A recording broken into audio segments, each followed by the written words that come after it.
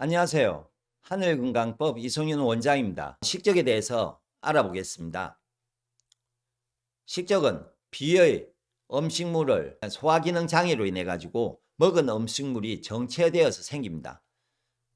그렇게 정체가 되면은 가슴과 배가 답답해지고 배에 단단한 것이 만져지거나 덩어리가 만져지며 아파하게 되고, 보통은 이제 채기가 생기면은 명치나 배꼽하고 명치 정중앙에 위중이라는 혈자리가 있어요. 그 부분에 딱딱하게 굳어요. 위중에서부터 명치까지가 완전히 뭔가가 막혀 있는 느낌? 그런 느낌이 들 겁니다. 그리고 트림이 이제 소화가 안 되니까 트림이 많이 나오겠죠. 그리고 신물이 올라오고 입맛이 떨어지고, 그리고 대변은 붓거나 설사를 한다고 되어 있습니다. 식적은 소화불량, 가식, 폭식, 불규칙한 식사 등으로 인해서 위장에 적이 쌓이는 것을 말하는데요. 식적을 잘못 이해하면은 단순하게 위장 자체의 문제로 보는 분들이 많아요. 위벽이 헐거나 위염, 위궤양, 소화불량은 위의 문제 중에 극소수예요. 위벽이라는 것은 부화 과정은 위벽만 문제 해결된다고 되는 게 아니고 다른 문제까지 해결돼야 되기 때문에, 소화불량은 그래서 단순히 위장의 문제가 아니라 위장에 담적 식적이 쌓여가지고 생깁니다. 지금 이미지를 보면은 위장 표면이 있고요. 중간에 근육이라는 것이 있고, 그 다음에 바깥쪽에 장막이라는 게 있어요. 그래서 뇌시경을 했을 때에 그거는 어디를 볼 수 있냐면요. 본인들이 다 내시경을 하고 나는 괜찮아 하는 거는 위 표면을 이야기하는 거고요. 특히 담적으로 인해 식적이 생기게 되면, 쌓이게 되면은 보통은 표면도 없겠지만 특히 근육 부분하고 뒤에 표면에 장막에 문제가 생기겠죠.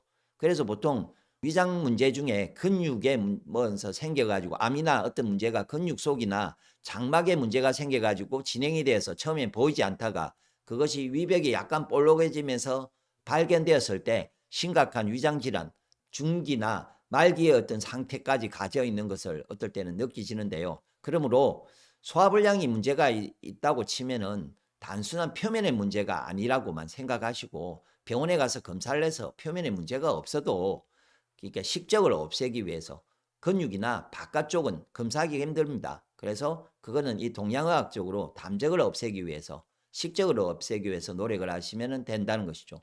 식적이 생기면 나타나는 증상: 미식거림, 구토, 구역감이 생기고 위산 역류가 생기고 상복부 막힌 느낌이 생기고요. 잦은 트림, 복부 팽만감, 소화불량, 식욕저하, 울렁거림, 빠른 포만감이 생깁니다.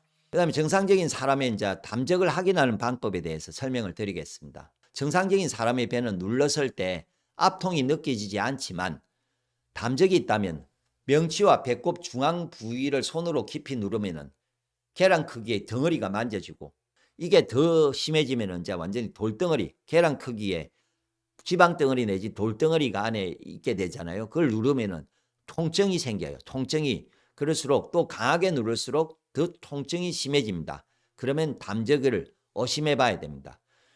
만약 손가락으로 깊게 눌렀을 때 통증이 느껴진다면 반드시 담적을 없애야 만성 소화불량을 없앨 수 있습니다. 담적 식적을 없애고 기혈 막힘을 뚫고 싶다면은 이제 담적 기혈이 생기는 이유, 원인을 먼저 없애야 돼요. 기혈 막힘이 더 이상 생기지 않도록 하면서 이미 생겨 있는 담적 식적을, 기혈 막힘을 없애야 됩니다. 치유를 하려면요, 원인과 이유가 명확하게 있고 많이 쌓이는데, 내가 수치로 칠게요. 100이 쌓이는데 뭔가 배워가지고 내가 노력을 해, 올바르게 노력을 하는데 뭐 한 70을 뚫어요. 그래봤자 30이 막히잖아요. 아니면 100이 쌓이는데 100을 뚫었어. 그럼 유지만 되는 거잖아요.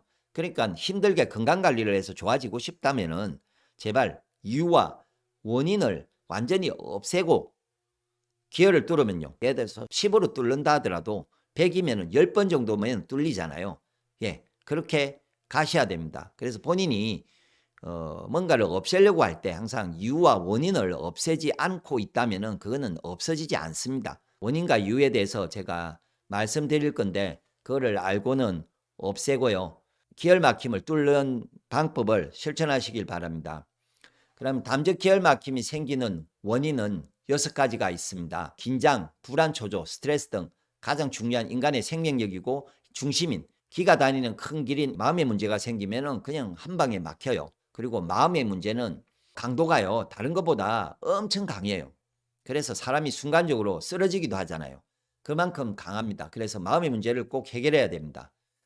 두 번째, 밤늦게 자거나 가로를 할 때 무리한 일이나 운동 등을 한다든지 또 그런 것도 있는데, 일단은 낮에 가로를 하는 것보다 밤늦게 자는 게 수기운을 특히 많이 나빠지게 하고 건강이 엄청 나빠요. 그래서 낮에 뭐 어쩔 수 없이 바쁜 거는 이해가 됩니다만 밤늦게 자지 마시고 일찍 자고 일찍 일어나면은 좀 기혈 막힘이 덜해집니다. 기운이 나면서 좋아집니다. 그리고 세 번째는 수술이나 외상으로 인해서 생기는 거, 이건 당연히 뭐 다치고 하면은 기혈이 막히겠죠. 근데 뭐 이런 이유는 뭐 다 아실 거고, 네 번째, 건강이 나빠지는 음식, 담배, 술, 인스턴트, 육식 등을 먹거나 건강을 나빠지게 하는 음식, 폭식, 과식 이런 것들이 가장 기혈 막힘이 생기는 원인입니다. 이걸 개선할 생각은 없는데 내가 뚫으려고 한다. 아마 힘들지 않을까 싶습니다. 그렇게 해가지고는 뚫리지 않습니다. 그리고 다섯 번째는 우리가 보통 추위, 심한 냉기, 뭐 화상, 열기를 받는 것도 있고요. 습한데 너무 오래 있다든지 너무 건조한데 오래 있다든지 이런 환경적인 게 내한테 영향을 줘도 기가 막히기도 합니다. 사람이 건강할 수 있는 적당한 습기와 뭐 건조, 햇빛과 이런 게 들어와서 뭔가 해결될 수 있는 환경을 만드는 것도 몸에 매우 중요합니다. 소화불량, 식적의 원인.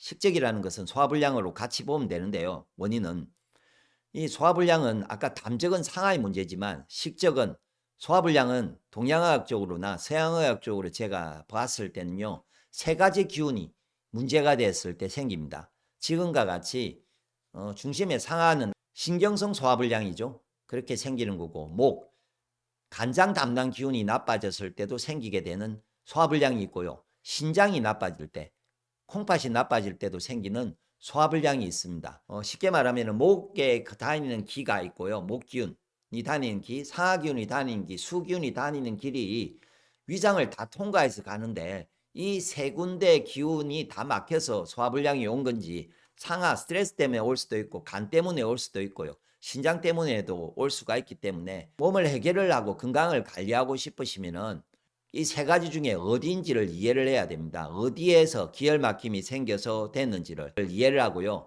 그 가장 문제된 기혈 막힘을 뚫어주면은 소화불량이 개선되면서 식적이 없어질 수 있게 되는 거죠. 그렇다면 내 몸에서 어떤 기운이 가장 나빠졌는지를 어떻게 알 수 있을까요? 현재 겪고 있는 위장 문제 외에도 몸에 나타나는 다른 증상이나 통증 질환을 상하기운, 목기운, 수기운이 나빠질 때 나타나는 대표 증상들과 비교해 보면 알 수 있습니다. 이제부터 각 기운이 나빠질 때 어떤 증상이 생기는지를 하나씩 알려드리겠습니다. 화면을 잠시 멈추고 체크해 보세요. 자신에게 가장 많이 해당되는 증상이 있다면 그 기운이 지금 가장 많이 나빠져 있다는 신호일 수 있습니다.